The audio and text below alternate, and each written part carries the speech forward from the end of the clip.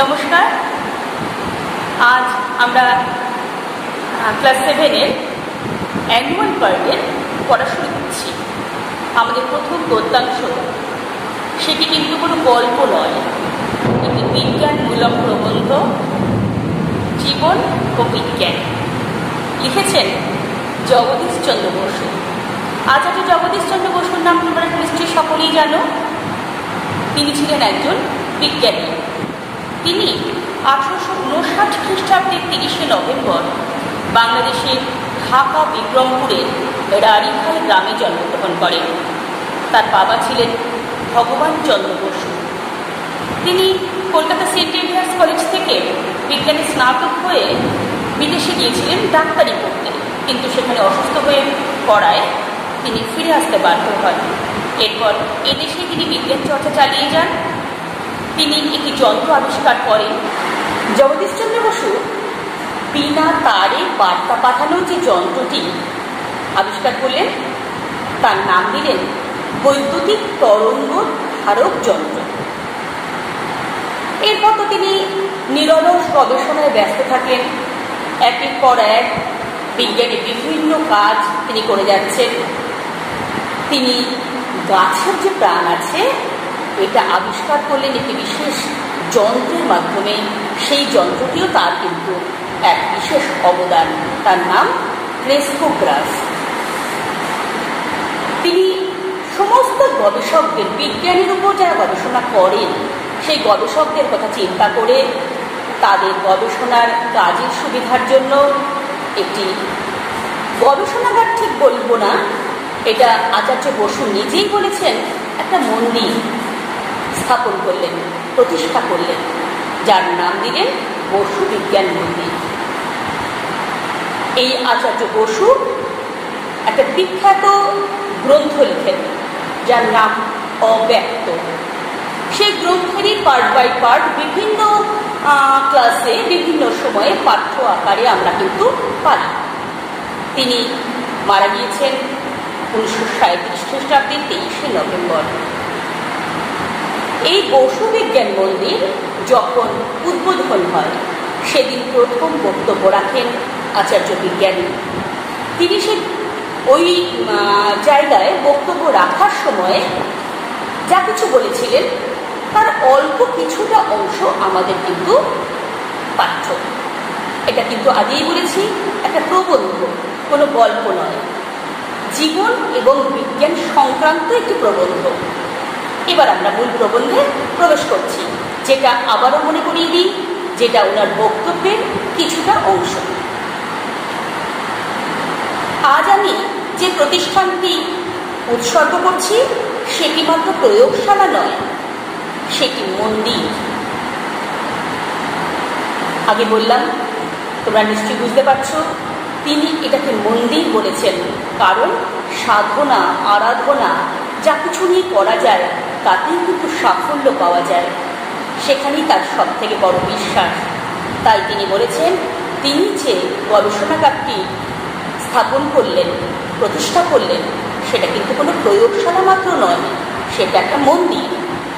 প্রয়োগ বিজ্ঞান দ্বারা আমরা সেই সত্য প্রতিষ্ঠার চেষ্টা করি যে সত্য আমাদের ইন্দ্রিয়ের গোচর অথবা আমাদের সৃষ্ট কৃত্রিম যান্ত্রিকতার বিপুলা পরিধির মধ্যে গ্রাহ্য।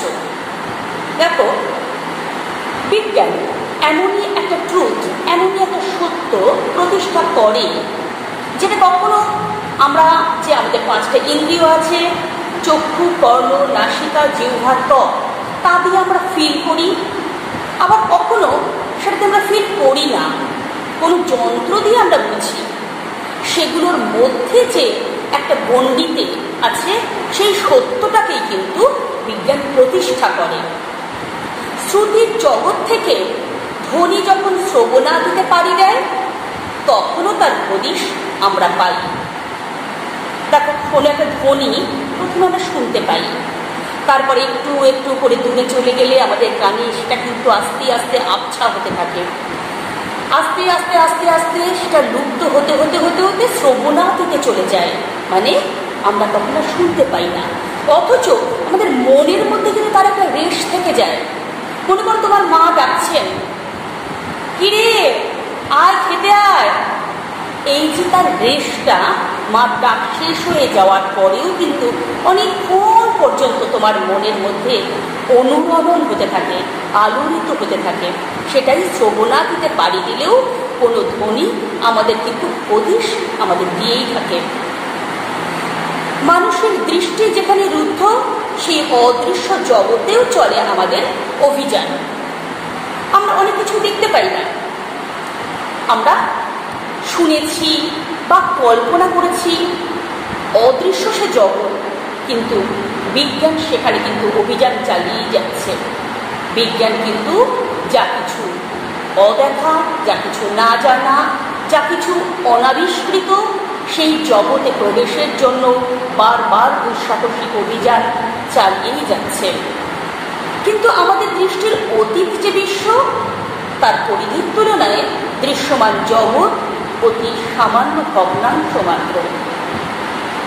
বুঝতেই পারছ এই বিশাল বিশ্বমণ্ডল আর কতটুকু অংশ আমরা দেখতে পাই দৃশ্যমান আমাদের কাছে।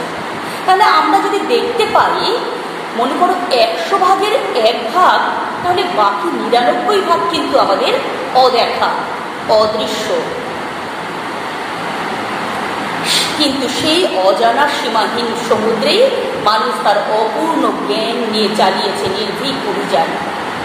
সেখানেই তো বিজ্ঞানের কারবার। যেটা আমরা জানি না, সেই সীমাহীন সমুদ্র, সেখানে বিজ্ঞান পাড়ি দিয়ে নতুন জিনিস জানছে, দেখছে, আবিষ্কার করছে, আর 5 জনের সামনে সেটা মেলে ধরছে। তখনই আমাদের কাছে সেটা জ্ঞাত হচ্ছে, আমাদের জানা হচ্ছে। তবুও বিজ্ঞানের অতি কুশলী শক্তি ও আয়ত্তের বাইরেও অবস্থান করছে বহু সত্য। এই যে আমরা বলছি বিজ্ঞান এত কিছু জানছে, দেখছে, আবিষ্কার করছে, আমাদেরকে জানাচ্ছে, এর বাইরেও তো রয়েছে বহু বহু সত্য, যা কিছু এখনো জানা হয়নি, এখনো দেখা হয়নি, এখনো আবিষ্কার করা হয়নি, সত্য বলে প্রতিষ্ঠিত হয়নি। তাদের উপলব্ধির জন্য চাই স্থির প্রত্যয়। কটি বৎসরের অনুশীলনেই নয়, সারা জীবনের সাধনায় যা লভ্য। এটার জন্য কিন্তু এই আমাদের উপলব্ধির জন্য, যেটাকে আমরা বুঝবো, জানবো, এটার জন্য আমাদের আগে বিশ্বাস চাই। যেটা আমি জানতে চাইছি সেটা সম্পর্কে আমার জ্ঞান, সেটা আমি কতটা তার উপরে নিজের বিশ্বাস রেখেছি, সেটা কিন্তু আসল। তারপর তার উপরে আমি সাধনা করব, তার উপরে আমি স্টাডি করব, আরাধনা করব, তবে তার উপরে আমি মূল সত্যে উপনীত হব।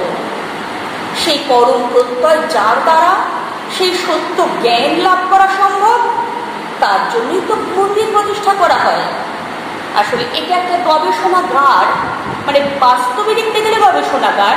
আমরা মন্দির বললেও সেখানেই কিন্তু বিভিন্ন রিসার্চ অর্থাৎ গবেষণার মাধ্যমে বিজ্ঞানীরা সেই সত্যে উপনীত হন, যে সত্য আমরা জানতে চাই। সেই পরম প্রত্যয় যার দ্বারা সেই সত্য জ্ঞান লাভ করা সম্ভব, তার জন্য এই মন্দির। যে ব্যক্তিগত অথচ সমষ্টিগত সত্য ও বিশ্বাসকে অর্জন করার জন্য এই মন্দিরের প্রতিষ্ঠা করা হয়েছিল, তা হলো এই: কোনো বিরাট উদ্দেশ্য সাধনের জন্য মানুষ যখন নিজেকে উৎসর্গ করে, তখন রুদ্ধ দ্বার তার জন্য উদ্ঘাটিত হয়নি, আপাতত অসম্ভব বাস্তব হয়, অসম্ভবটা বাস্তব হয় তার জীবনে।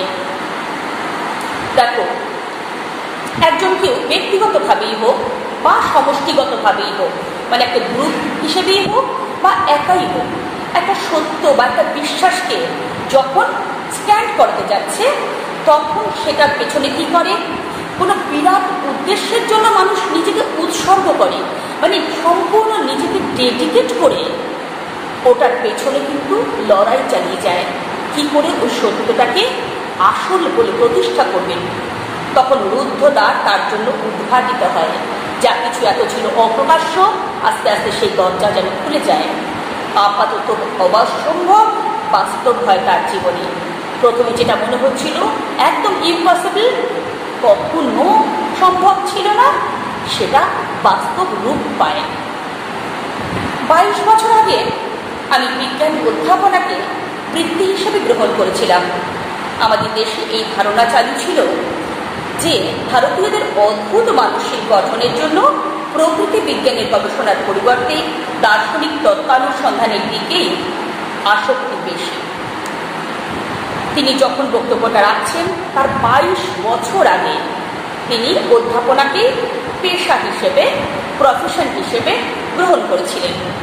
তখন কিন্তু সমস্ত দেশে বা দেশের বাইরেও একটা বিশ্বাস চালু ছিল। বলা হতো ভারতীয়দের যে একটা মানসিক গঠন আছে তাতে কিন্তু ভারতীয়রা দর্শন এবং আধ্যাত্মিক চিন্তাধারা বা অধ্যাত্মবাদ এগুলোর জন্যই যেন এগুলোর জন্যই প্রস্তুত।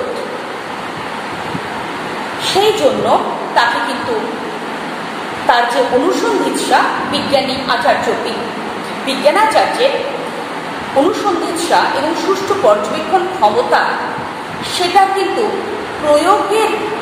ক্ষমতা প্রয়োগের কোনো সুযোগ সুবিধা সেই সময় ছিল না। কুশলী যন্ত্রবিদদের জন্য একটি প্রয়োগশালাও ছিল না।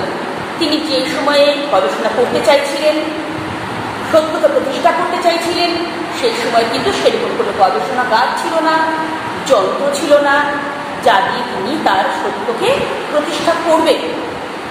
এই প্রতিকূল অবস্থার মধ্যেও কিন্তু তিনি চালিয়ে গিয়েছেন। তার সাহসের কোনো অভাব ছিল না বলে তিনি বলছেন, আর আমরা সেই মহাজাতিরই বংশধর যারা সামান্য মাল মশলা দিয়ে বিরাট সত্যকে প্রতিষ্ঠা করে গেছেন।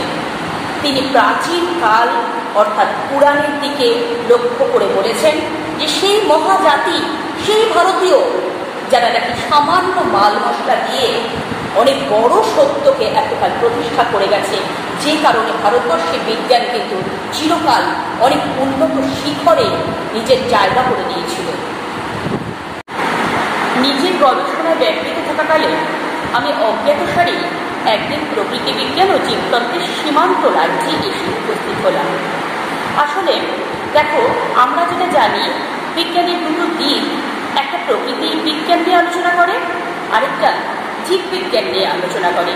তা তিনি দুটো বিজ্ঞানেরই সীমান্ত রাজ্য, মানে একদম মিডিল পয়েন্টে যেন এসে উপস্থিত হলেন। বিস্ময়ের সঙ্গে লক্ষ্য করলাম যে দুয়ের সীমারেখা ক্রমশ বিলীন হয়ে জড় ও জীবজগৎ এক সীমানায় পরস্পরের সঙ্গে মিশে গেছে।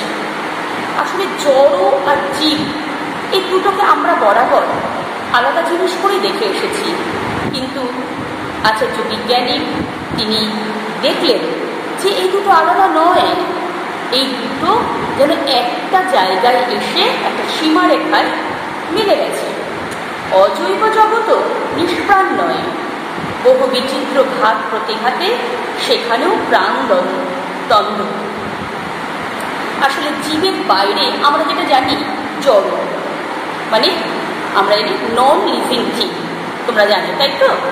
তা সেটার মধ্যে কোনো প্রাণ নেই, কিন্তু তিনি লক্ষ্য করলেন সেই অজৈব জগতেও কিন্তু প্রাণ রয়েছে। সর্বজাগতিক নিয়মের বন্ধনে ধাতু, উদ্ভিদ, জীবজগৎ এক হয়ে গেছে। এই যে জাগতিক নিয়ম, জগৎ সংসার যা কিছু নিয়ে চলছে, তাতে তিনি লক্ষ্য করলেন ধাতু মানে মেটাল, উদ্ভিদ মানে প্ল্যান্ট, ট্রি বা জীবজগৎ, এই তিনটে যেন আলাদা নয়, একই রকমের বৈশিষ্ট্য তিনজনের মধ্যে রয়েছে। সেই কারণে তিনি বলেছেন এক হয়ে গেছে। তাদের মধ্যেও ক্লান্তি ও মুহ্যমানতা, যেমন মানে অনেকক্ষণ কাজ করার পর যেমন মানুষের ক্লান্তি আসে, জীবের ক্লান্তি আসে, শ্রমের পর বিশ্রাম চায়, নুইয়ে পড়ে, তেমনি আবার পুনঃস্ফূর্তি প্রাপ্তি এবং সজীবতাও এক সার্বজনীন। আবার নতুন করে জেগে ওঠা, নতুন করে বেঁচে ওঠা, নতুন করে আবার এনার্জি পাওয়া, উদ্দামতা, উন্মাদনা, সমস্ত কিছু নতুন করে অ্যাচিভ করা, এটাই বলছেন এরই যাকে বলি আমরা বলি মৃত্যু। মানে আমরা মৃত্যুতে জানি সব কিছু বিলীন হয়ে যায়, আবার নতুন করে যখন নাকি প্রাণ, যে আত্মাটা সে তো অমর, সে আবার যখন নতুন দেহের মধ্যে ঢুকে আবার নতুন করে স্ফূর্তি ফিরে পায়, সজীবতা ফিরে পায়। এই ঘটনার সার্বজনীনতা আমাকে বিস্ময় বিমূঢ় করেছিল। বিস্ময় মানে অবাক হওয়া, আর বিমূঢ় মানে হতবাক হয়ে যাওয়া। তিনি বিস্ময়ে আশ্চর্য হয়ে হতবাক হয়ে গিয়েছিলেন। তবু আশা নিয়ে আমি আমার গবেষণার ফল রয়্যাল এশিয়াটিক সোসাইটির সম্মুখে উপস্থিত করলাম। পরীক্ষার দ্বারা প্রতিপন্ন করলাম আমার বক্তব্যকে। রয়্যাল এশিয়াটিক সোসাইটি, এটা তোমরা ক্লাস 6-এ এই সংস্থাটার নাম পড়েছ। এটা হচ্ছে ইংল্যান্ডের একটা সংস্থা, যেখানে সমস্ত বিজ্ঞানের গবেষণার ফল ওখানে পাঠানো হয়। তিনিও সেখানেই পাঠালেন তার গবেষণার ফল। কিন্তু সেখানে সমস্ত জীববিদরা আমার বক্তব্য শ্রবণের পর আমাকে জানালেন, প্রাকৃতিক বিজ্ঞান অনুসন্ধানে আমি যেন ব্যাপৃত থাকি, সেখানে আমার সাফল্য প্রতিষ্ঠিত, তাদের রাজ্যে আমি যেন অনধিকার প্রবেশের চেষ্টা না করি। এই যে বলেছিলাম, দেশের বাইরেও বিদেশের বিজ্ঞানীরাও ধরেই নেন যে আমাদের দেশে দর্শন এবং অধ্যাত্মবিদ্যায় একটা আগে থেকেই একটা যশ, নাম, খ্যাতি রয়েছে। সুতরাং বিজ্ঞানীরা একটা নির্দিষ্ট দিকে যদি গবেষণা করেন, সেটা ছেড়ে তারা যেন আর অন্য জায়গায় যেতে পারবেন না। প্রকৃতি রাজ্যে যেহেতু আনাগোনা ছিল আগে থেকেই, জগদীশচন্দ্র বসু তিনি প্রাকৃতিক বিজ্ঞান নিয়ে যেন থাকেন, সেই জন্য তাকে বলা হলো তিনি যেন জড় জগতে প্রবেশ না করেন। আমি যেন অরসিকের মতো এক অপরিচিত সমাজে পদ ভ্রমণ করে এসে পড়েছিলাম। কাজেই এদের শিষ্টাচারের নিয়ম লঙ্ঘন করেছি। 1914 খ্রিস্টাব্দে আমি ভারত সরকারের পক্ষ থেকে এক বৈজ্ঞানিক দল নিয়ে ইংল্যান্ডে গিয়েছিলাম। তখনই পৃথিবীর বরেণ্য বৈজ্ঞানিকদের সমক্ষে আমার আবিষ্কারের পরীক্ষা দেওয়ার সুযোগ হয়েছিল। তিনি কিন্তু হাল ছাড়লেন না। যতই তারা বলুক না কেন যে তিনি একটা নিজের গণ্ডির বাইরে এসে অন্য জগতে কেন ঢুকছেন, তবুও তিনি কিন্তু হাল না ছেড়ে দিয়ে 1914 খ্রিস্টাব্দে ভারত সরকারের পক্ষ থেকে একটা বৈজ্ঞানিকদের দল নিয়ে ইংল্যান্ডে গেলেন। তখনই পৃথিবীর বরেণ্য বৈজ্ঞানিকদের সামনে আমার আবিষ্কারের পরীক্ষা দেওয়ার সুযোগ হলেন। সেই পরীক্ষায় আমার গবেষণালব্ধ বিষয়বস্তুর সত্যতা স্বীকৃত হয়েছে এবং সেই সঙ্গে পৃথিবীর বিজ্ঞানের উন্নতিকল্পে আমাদের ভারতের অবদানও স্বীকৃত হয়েছে। তিনি যা কিছু গবেষণা করেছেন, জড় আর জীব সীমান্ত রাজ্যে সেসব মিলেমিশে একাকার হয়ে যায়, এই গবেষণার ফল সেখানে কিন্তু স্বীকৃতি পেল এবং সমস্ত পৃথিবীর বিজ্ঞানের কাছে বা পৃথিবীর বিজ্ঞানের উন্নতির জন্য এই সত্যতা, ভারতের এই অবদান স্বীকৃতি পেল। আমার নিজের অভিজ্ঞতা থেকে আমি বলতে পারি, ভারতের বিজ্ঞান শিক্ষার্থীদের কি বিপুল বিপর্যয়কারী বাধা বিপত্তির সম্মুখীন হতে হয়। আসলে তিনি নিজে যখন গবেষণা করেছেন, খুব কষ্টের মধ্যে দিয়ে, অসুবিধার মধ্যে দিয়ে, উপযুক্ত গবেষণাগার নেই, ইনস্ট্রুমেন্ট নেই, তা সত্ত্বেও তিনি কিন্তু তার কাজ চালিয়ে গিয়েছেন। তিনি কিন্তু জানেন ভারতীয় বিজ্ঞান শিক্ষার্থীদের কত অসুবিধার মধ্যে কাজ করতে হয়। কিন্তু এই ঘটনার পর যারা আমার প্রদর্শিত পথ অনুসরণ করবে, তাদের পথ আরও সুগম করার সংকল্প আমার মনে দৃঢ়বদ্ধ মনে হল। এবার তিনি স্বীকৃতি পাওয়ার পর ভাবলেন, ভারতীয় পরবর্তীকালের বিজ্ঞানী যারা এই আচার্য জগদীশচন্দ্র বসুর পথ ধরে হাঁটবে বা বিজ্ঞানীদের পেছনে অনুসরণ করবে, বিজ্ঞানের কাজকে আরও এগিয়ে নিয়ে যেতে চাইবে, তাদের যেন কাজ সুন্দর করে করতে পারে, এই জন্যই তিনি তার ব্যবস্থা করার কথা মনে মনে ভাবলেন এবং দৃঢ় সংকল্প হলেন। আমার আন্তরিক ইচ্ছা, যত দূর পর্যন্ত স্থান সংকুলান সম্ভব হবে, সকল দেশের শিক্ষার্থীর পক্ষেই এই শিক্ষায়তনের দ্বার উন্মুক্ত থাকবে। তিনি ভাবলেন, এই যে বসুবিজ্ঞান মন্দির তিনি স্থাপন করলেন, এখানে যত জনকে সম্ভব স্থান দেওয়া, তিনি তত জনকে এখানে স্থান দিতে চান, পড়াশোনার সুযোগ করে দিতে চান। এদিক থেকে আমি দেশের সুপ্রাচীন ঐতিহ্যকে অনুসরণ করতে চেষ্টা করেছি।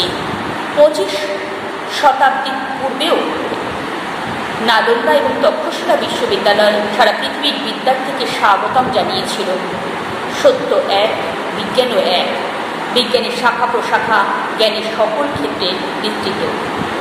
তিনি নালন্দা এবং তক্ষশিলা বিশ্ববিদ্যালয়ের রেফারেন্স তুলে এনে বলেছেন, এই সমস্ত জায়গায় যদি পৃথিবীর সমস্ত দেশ দেশান্তর থেকে বিদ্যার্থীরা শিক্ষা গ্রহণ করতে আসতে পারে, তাহলে এখানেও পারবে। সেই জন্য তিনি সমস্ত শিক্ষার্থীদের জন্য কিন্তু তার এই শিক্ষা প্রতিষ্ঠান খুলে দিলেন। পাশ্চাত্য দেশে বিজ্ঞানের একটি নির্দিষ্ট ক্ষেত্রে চরম উৎকর্ষতা লাভে বিপুল প্রয়াসে আসল সত্যকে হারিয়ে ফেলার বিপদ দেখা দিয়েছে। আসলে পাশ্চাত্য দেশগুলোতে যে বিভিন্ন জিনিসে চরম উৎকর্ষতা, মানে ভালো করার, আরও ভালো করার যে একটা চেষ্টা রয়েছে, তাতে কি হচ্ছে, আসল যে সত্যটা সেটাকেই যেন প্রায় হারিয়ে ফেলতে চলেছে। সত্য একম অদ্বিতীয়, বিজ্ঞানও একক। সত্যের কিন্তু দ্বিতীয় হয় না, তৃতীয় হয় না, সেটা এক। বিজ্ঞানও কিন্তু এক। সর্বজ্ঞানের সমষ্টিই হল বিজ্ঞান। যত কিছু জ্ঞান আছে, বিশেষভাবে জানা যা কিছু, সব মিলিয়ে তার যে সমষ্টি, সেটাই হল বিজ্ঞান। প্রাকৃতিক ক্রিয়াকলাপ কতই না বিশৃঙ্খল বলা হয়, প্রাকৃতিক জগৎ, নিয়মের জগৎ, মানুষ সেখানে যেখানে একদিন নিয়ম শৃঙ্খলার সূত্র খুঁজে পাবে। প্রাকৃতিক জগৎ কি নিয়মের জগৎ? মানুষ যেখানে একদিন নিয়ম শৃঙ্খলার সূত্র খুঁজে পাবে। আসলে প্রাকৃতিক জগতে দেখো, আমরা গ্রীষ্মে দেখতে পাই প্রকৃতি যদি খেপে যায়, প্রকৃতি যদি তাণ্ডব লীলা শুরু করে, কালবৈশাখী শুরু হয়। আবার বর্ষায় বৃষ্টি স্নিগ্ধ ধারায় আমাদেরকে জুড়িয়ে দেয়। আবার শরতের সুন্দর হিমেল হাওয়া, তারপর হেমন্তের হিম পড়া, আস্তে আস্তে শীতের যে শিরশিরে হাওয়া, সব কিছুর মধ্য দিয়ে প্রকৃতির একটা খামখেয়ালিপনা আমরা লক্ষ্য করি। কখনো বৃষ্টি দরকার, বৃষ্টি হচ্ছে না, আবার কখনো বৃষ্টি দরকার নেই, ভীষণ বৃষ্টি হচ্ছে, ঝড় হচ্ছে, এই আমফান গেল, সাংঘাতিক ধরনের তাণ্ডব হচ্ছে। প্রকৃতির জগৎ হচ্ছে বিশৃঙ্খলার জগৎ। আমরা যদি চাই, আমরা কি সেখানে নিয়ম শৃঙ্খলা খুঁজে পাবো? কখনো সম্ভব নয়। ভারতবর্ষ তার মানসিক সৌষ্ঠবের দ্বারা সেই ঐক্যতত্ত্ব আবিষ্কার করবে বিশৃঙ্খলার রাজ্যে নিয়মের জগৎকে। ভারতবর্ষ এমন একটা দেশ, এই দেশের চেষ্টায় অনেক কিছু, অনেক অসাধ্য সাধিত হয়েছে। সেরকম করেই যেন যেখানে নিয়ম চলে না, সেখানেও যেন নিয়ম একটা নিয়মের মধ্যে বেঁধে ফেলতে পারে এই ভারতবর্ষ। এই চিন্তাধারাই একদিন আমাকে বিভিন্ন বিজ্ঞানের বিরোধী সীমান্ত রাজ্যে এনে ফেলেছিল, সাহায্য করেছিল আমার কাল্পনিক আর ব্যবহারিক ক্ষেত্রে বারবার পরিবর্তনের দ্বারা অজৈব জগৎ থেকে জীবজগতে তার বিভিন্ন বিকাশ, তার গতি ও অনুভূতির রাজ্যে অভিযান চালিয়ে আমার কর্মধারাকে সক্রিয় রূপদান করতে। অর্থাৎ আচার্য জগদীশচন্দ্র বসু তিনি যখন দেখলেন যেখানে নিয়ম চলে না, সেই রাজ্যকেও তিনি নিয়মে মানতে চান, সেরকম করে তিনি অজৈব জগৎ থেকে জীবজগৎ, এইভাবে নানা রকম বিকাশ, গতি, অনুভূতি, এই সব জায়গায় তিনি তার বিজ্ঞানের অভিযান চালান করে তিনি তার একটা অনুভূতির রাজ্যে এসে পৌঁছন, যেখানে একটা নিজস্ব একটা ভাবনা, নিজস্ব একটা ধারণা, নিজস্ব একটা আবিষ্কার সকলের সামনে তিনি তুলে ধরতে পারেন। গত 23 বছর ধরে দেশীয় বিভিন্ন অনুসন্ধানের ক্ষেত্রে দৃষ্টিচালনা করে আজ আমি তার মধ্যে একটি নিয়মের সুবর্ণ সূত্র খুঁজে পেয়েছি। 23 বছর ধরে তিনি এই বিষয়ে কিন্তু গবেষণা চালিয়েছেন। তারপর দেশকে বিভিন্ন রকমের অনুসন্ধান চালিয়েছেন। সেখানে তারপর একটা নিয়মের সূত্রধারা তিনি খুঁজে পেয়েছেন। জড়ের মধ্যে গতি ছন্দ, জীবজগতে প্রাণের লীলা, বিকাশ ও বৃদ্ধির দিকে তার নিরন্তর প্রয়াস।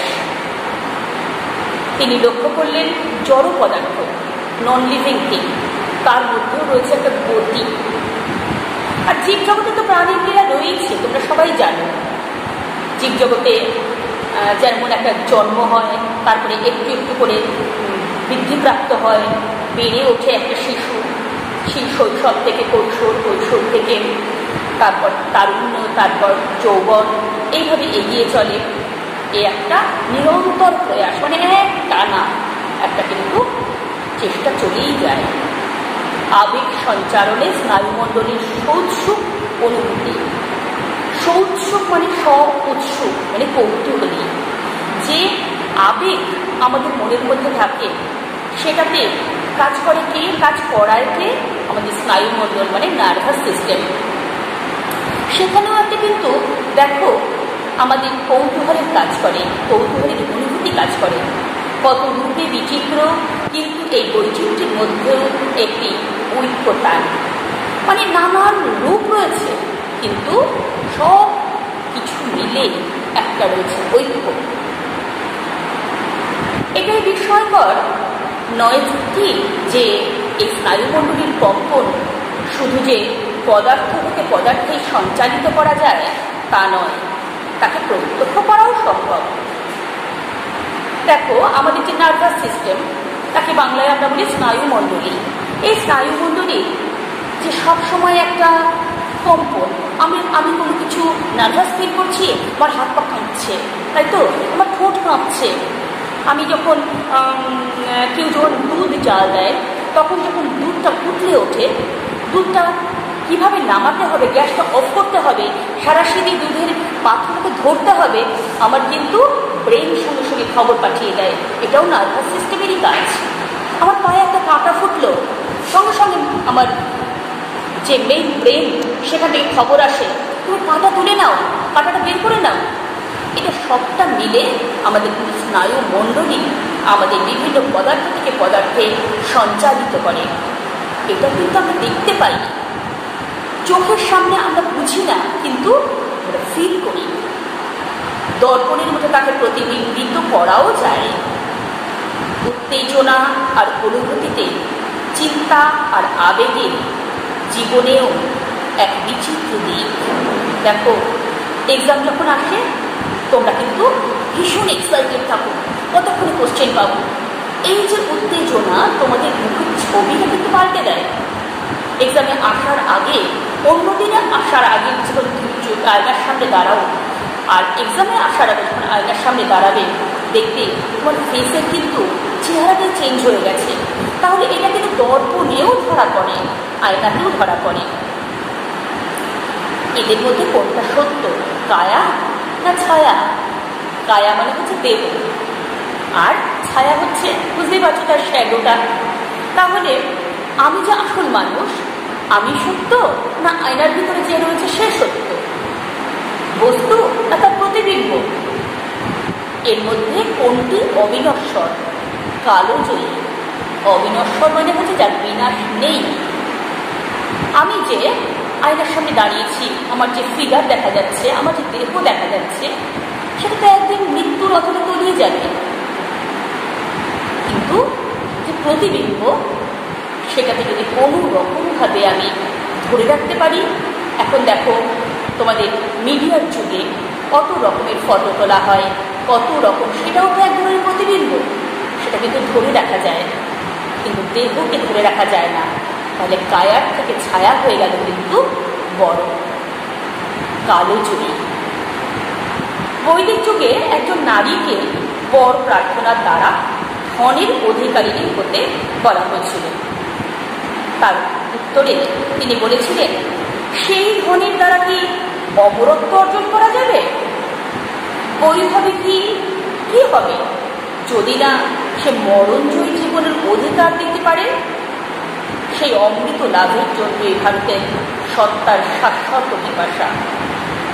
উনি যাজ্ঞবল্ক্য, তার স্ত্রী, তাকে বলা হয়েছিল যে তুমি একটা বর প্রার্থনা করো যাতে তুমি অনেক ধনের অধিকারিণী হতে পারো। তিনি ছিলেন কিন্তু বিদুষী মহিলা। তিনি বলেছিলেন, সেই ধন দিয়ে আমার কি হবে? এই ধন কি আমাকে অমরত্ব দিতে পারবে? যে ধন আমাকে মৃত্যুর কাছে পরাজিত করে দেবে, আমাকে মরণ জয়ী করতে পারবে না, সেই ধন দিয়ে আমি কী করব?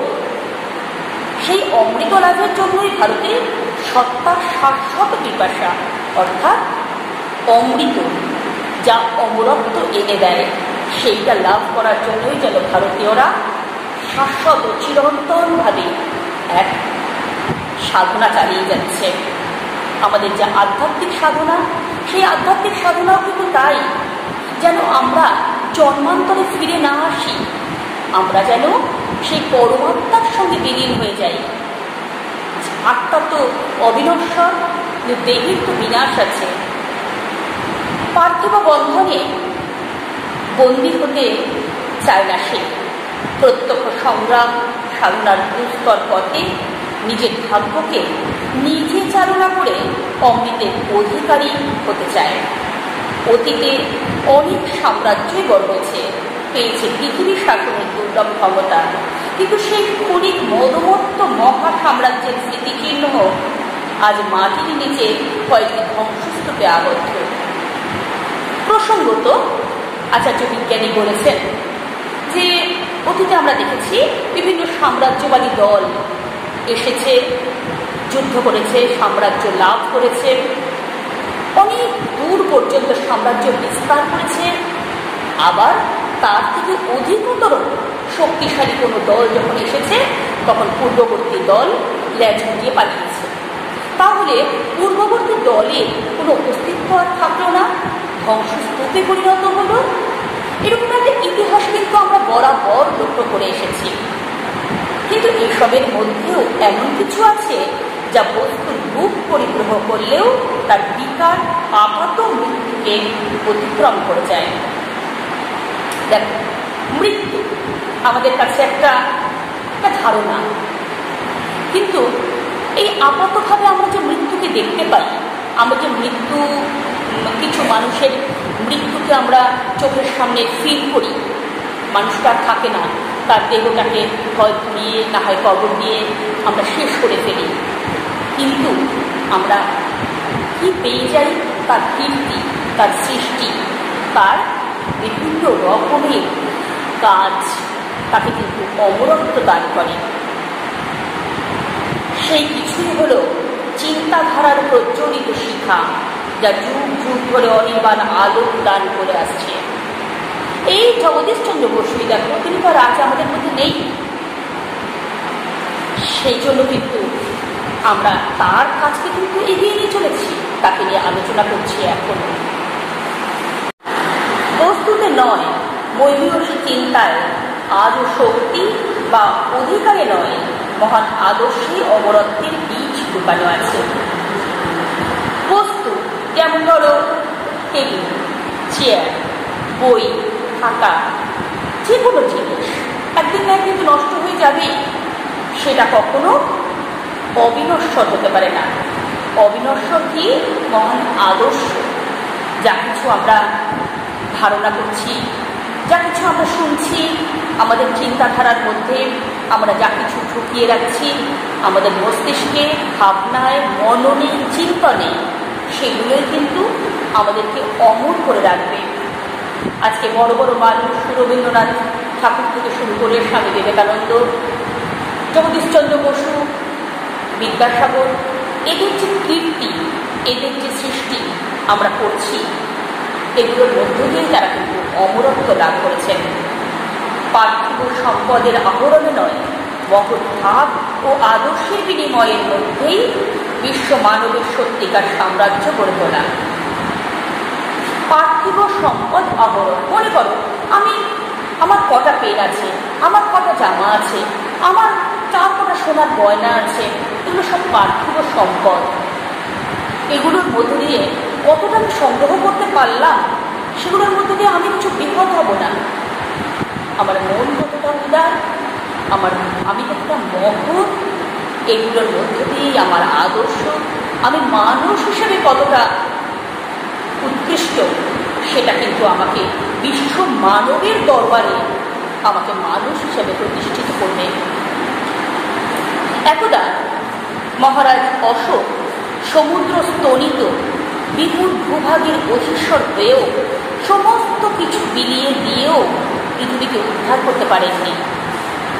মহারাজ অশোকের নাম তোমরা পড়েছ হিস্ট্রিতে। তিনি কিন্তু অনেক কিছু অধিকার করেছিলেন, বিশাল বড় সাম্রাজ্যের অধীশ্বর হয়েছিলেন। তারপর তিনি দানবীর হিসেবে প্রতিষ্ঠিত হয়েছেন।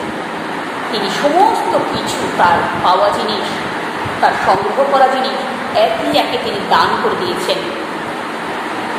যথাসর্বস্ব দান করতে করতে এমন একটা সময়ও এসেছিল তার জীবনে যখন একটি আমলকির অর্ধাংশ ভিন্ন আর দেবার মতো কিছুই ছিল না। একটা আমলকির অর্ধেক মাত্র ছিল, বাকি সব তিনি দিয়ে দিয়েছিলেন তার যা ছিল। সেদিন তিনি কেঁদে বলেছিলেন, এর অতিরিক্ত দেও আমার আর কিছুই নেই, এই অর্ধ আমলকিই হোক আমার শেষ নিবেদন। তিনি সেই আমলকির অর্ধেকটা দিয়ে বলেছিলেন, এর থেকে আমার অতিরিক্ত কিচ্ছু নেই, এই শেষ আমলকি অর্ধাংশই আমার শেষ নিবেদন হোক।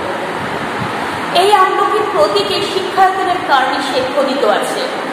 তার মানে এই শিক্ষায়তন শিক্ষার্থীদের সব দিতে চায়, সমস্ত রকমভাবে সাহায্য করতে চায়। আর আছে সবার উপরে বজ্রের প্রতীক। বজ্র কেন? তোমরা মহর্ষি দধিচির গল্প শুনেছ। দধিচি মুনি তিনি দেবতাদের সাম্রাজ্য পুনরুদ্ধার করার জন্য, স্বর্গরাজ্য পুনরুদ্ধার করার জন্য দেবতাদের নিজের বক্ষ পঞ্জরের অস্থি দান করেছিলেন এবং সেই অস্থি দিয়েই দেবতারা বজ্রাস্ত্র তৈরি করেছিল। তারপর তারা অসুর নিধন করে আবার পুনরায় স্বর্গরাজ্য ফিরে পেয়েছিলেন। সেই নিষ্কলুষ পবিত্র আত্মা অসত্যকে দমন করে সত্যকে প্রতিষ্ঠা করার পুণ্যময় ব্রতে নিজের অস্থি দ্বারা বজ্র নির্মাণের জন্য জীবন উৎসর্গ করেছিলেন। আমরা বারবার ঋষি দধিচির নাম কেন করি? তার কারণ আমরা যেমন নিজেকে নিয়ে বড্ড বেশি ব্যস্ত, আমার একটু কেটে গেল, আমার একটু ব্যথা পেলাম, আমি একটু নিজের স্বার্থ ক্ষুণ্ণ হলো, তাই নিয়ে বড্ড বেশি আমরা কাতর হয়ে পড়ি। কিন্তু দেখো, দধিচি যখন জানতে পারলেন তার বুকের পাঁজরের যে অস্থি তা দিয়ে বজ্রাস্ত্র তৈরি হলে তবে দেবতারা স্বর্গরাজ্য পুনরায় ফিরে পাবেন, তিনি সঙ্গে সঙ্গে নিজের জীবন তিনি ধ্যানে বসে সমাধিস্থ হয়ে নিজের জীবন তিনি স্বেচ্ছায় ত্যাগ করলেন এবং তার বুকের পাঁজরের অস্থি দিয়ে বজ্র তৈরি করা হলো। আমরা শুধু সেই আমলকিই এখন অর্পণ করতে পারি, তো অতীত মহিম্ন মূর্তিতে আবার জাগবে। আমরা অতীতে প্রাচীনকালে যা কিছু দেখেছি, ভারতবর্ষের মহিমা, ভারতবর্ষের মহত্ব, ভারতবর্ষের মুনি ঋষিদের আদর্শ, সেগুলো আবারও জেগে উঠবে বলে আমরা আশা রাখতে পারি। আজ আমরা সকলে এখানে সমবেত হয়েছি। আগামীকাল থেকে শুরু হবে কাজ, বসু বিজ্ঞান মন্দিরের কাজ শুরু হবে পরদিন থেকে। আচার্য বিজ্ঞানী সে কথাই বলছেন তার বক্তব্যের মধ্যে, যে সেখানে তারা সমবেত হয়েছেন, পরদিন থেকে কাজ শুরু হবে। আমাদের একনিষ্ঠ সাধনা ও অবিচল বিশ্বাসের দ্বারাই আমরা আমাদের ধ্যানের ভারতবর্ষকে গড়ে তুলতে চেষ্টা করব। তিনি সমস্ত বিজ্ঞানীদের, বিজ্ঞানের শিক্ষার্থীদের কাছে আবেদন রেখেছেন যে তাদের একনিষ্ঠ সাধনা এবং অবিচল বিশ্বাসের মধ্য দিয়ে তারা আবার আমাদের ধ্যানের ভারতবর্ষ, আমাদের আশার ভারতবর্ষ, আমাদের ভালোবাসার ভারতবর্ষকে গড়ে তুলতে পারবেন। এই পর্যন্ত আমাদের বই পাঠ্যাংশ তোমরা পড়বে, ভিডিওটা দেখবে এবং তারপর নিজেরা বুঝে নেবে। এরপর আমরা কিন্তু আস্তে আস্তে প্রশ্ন উত্তরে প্রবেশ করবে। নমস্কার।